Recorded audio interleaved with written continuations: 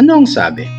Alam niyo, isang buwan na po mula nung tumaas ang presyo ng gasolina at lalo pa po siyang tumataas as the weeks go by. Pakiramdam mo lahat ng ginagawa mo pag lumabas ng bahay, bawat kilos mo, it's getting more expensive. And that brings us to one big question. Ano nga ba ang magandang sasakyan na naaangkop para sa mga panahon natin ngayon? And that is exactly what we will talk about today on this video with the BYD Sea Lion 5 DMI. Let's go. Our hearts beat to the city streets. We began to feel the fire. We rise like tall buildings as the chemicals they take us higher. The night's young. Kung di pa po kayo nagsasubscribe sa channel ko, please do consider subscribing and hit that like button. Maraming salamat po. Well, pag-uusapan natin kung bakit smart, relevant ang vehicle na to. It's not about hype, it's really about practicality, savings, and future-proofing ang wallet mo. Kaya today, pag-uusapan natin ang 8 dahilan kung bakit itong sasakyan na to ang magandang bilhin sa mga panahon na to. Number 1, yun nga, the current reality. Right now, gasoline prices, 91, 92, 93, 94 pesos. Mas mahal pa dyan sa mga ibang gas stations. Swerte ka na pag nakakita ka ng around 88, 89, 90 pesos per liter. Lalo na po ang diesel. Sobrang mahal. And reality is, we're very heavily dependent on imported fuel. Ibig sabihin po niyan, every spike sa global oil prices, diretso ang tama sa atin. Kaya kung ang ginagamit mo yung traditional na kotse, you're basically at the mercy of things you cannot control. Yan po ang nakakalungkod dyan.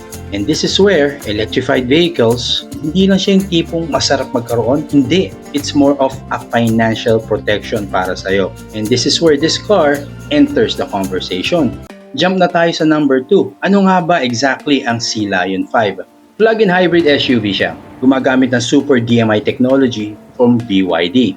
It drives like an EV most of the time, pero meron pa rin siyang gas engine, gagana lang siya pag kailangan na. On pure electric, it can drive up to 71 kilometers. Total range niya is over 1,000 kilometers. Ang dinideliver niyang power is around 197 horsepower at 300 Newton meters of torque. Those numbers are really serious power talaga. So it's like EV efficiency without range anxiety. Yun ang maganda doon. Punta na tayo sa number 3.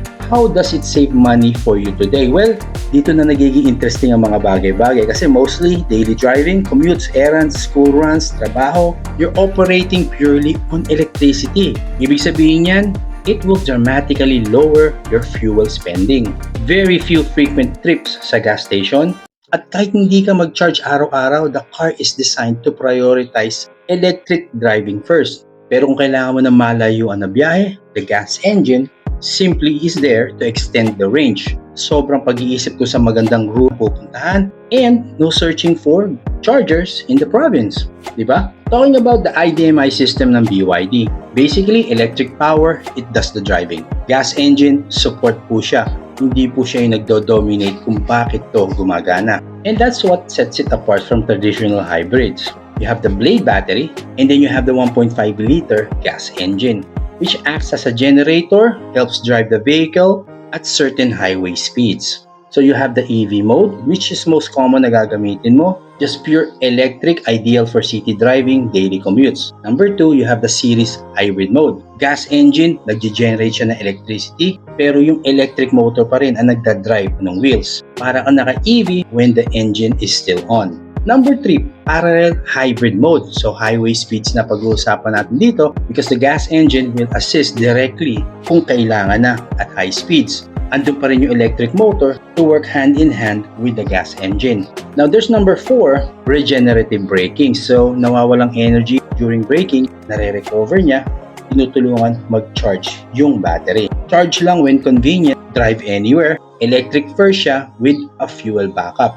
Napaka-practical po nito lalo na sa Pilipinas. We're still in the middle of developing charging networks everywhere. Reason number 4, perfect po siya for Philippine conditions kasi dahil nga po ang charging infrastructure is still improving, Most Filipinos in the city, nakatira po sila sa mga condos, townhouses, mixed-use areas na hindi po angkop na angkop ang pure EV. Long drives to the provinces are always common, di ba? Kaya a full EV, hindi po siya sobrang nag-fit or practical fit kung ganyan ang kondisyon. It's a worry-free drive everywhere. Parang po siya yung bridge ng technology from the old one to the new one. So you're getting the best of both worlds. Number 5, price versus value. Pricing na po. This particular SUV is priced at around 1,248,000 pesos. So simplihan na lang natin. What you gain here is the advanced electrified powertrain, large infotainment system. It has the wireless Apple CarPlay and Android Auto. Of course, BYD's Blade battery technology. Meron din po itong vehicle-to-load feature to power your important appliances pag brown out and then pag camping, magagamit nyo yan. And those particular features, hindi mo siya makukuha sa mga traditional na sasakyan. Kaya dito, angat po talaga ang mga ganitong klase ng sasakyan.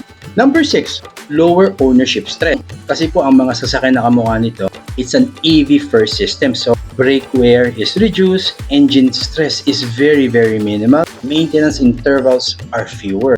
Estimation ng BYD, up to 40% lower maintenance costs compared to a traditional car. So in times na inflation, maintenance is expensive, long-term ownership matters, there is a certain level of peace of mind na naibibigay sa'yo ng ganitong sasakyan. Number 7, government incentives and future value. Ano po yan?